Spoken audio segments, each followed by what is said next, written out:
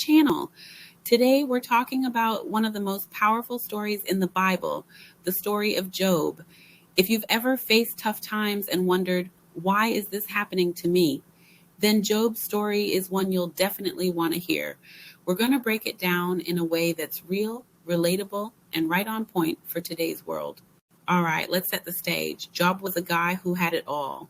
Think of him as someone living the good life. He was wealthy with a big family, a ton of land, and a booming business. But more than that, Job was a good guy. He was honest, generous, and deeply connected to God. He did everything right, and everyone in his community respected him. You could say Job was living his best life. But then something wild happens. Up in heaven, there's this conversation between God and Satan.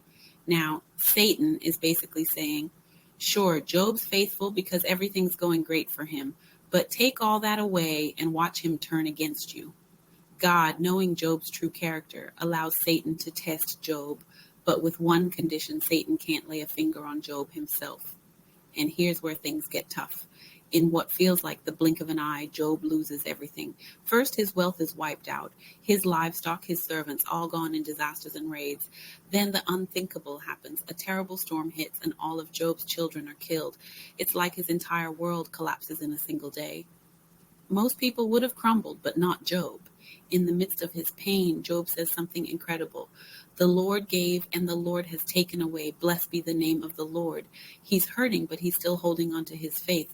But the tests don't stop there. Satan goes back to God and says, okay, but what if he loses his health? Then he'll curse you for sure. So God allows Satan to strike Job with painful sores from head to toe. At this point, Job is sitting in ashes, scraping his wounds with broken pottery. Talk about hitting rock bottom. Even Job's wife, who's also grieving, tells him to just give up and curse God. But Job refuses. He says, shall we accept good from God and not trouble? He's still holding on, even when everything is falling apart. Then come Job's friends, 3 guys who show up to comfort him, but end up making things worse. They sit with him in silence for 7 days, which is cool, but then they start talking. And their basic message is, Job, you must have done something wrong to deserve this. They're convinced that bad things only happen to bad people. So in their minds, Job's suffering must be his fault. But Job knows he hasn't done anything to deserve this. He starts questioning everything, even his own life, and he's not afraid to ask the hard questions. Why is this happening to me? What did I do wrong? Why is God silent? Job's raw honesty is something we can all relate to when we're going through tough times. He doesn't sugarcoat his pain, and he doesn't hide his confusion. He's real with God, and he's real with himself. After all the back and forth with his friends, God finally speaks. But here's the twist. God doesn't give Job the answers he's looking for. Instead, God takes Job on a journey through the wonders of the universe, asking questions like, where were you when I laid the earth's foundation? Can you bring forth the constellations in their seasons? God is basically saying there's so much more going on than you can see or understand. Job realizes that even though he doesn't get all the answers, he doesn't need them. He trusts that God is in control, even when life doesn't make sense. And that's huge. Sometimes we won't understand why things happen, but we can still trust that there's a bigger plan.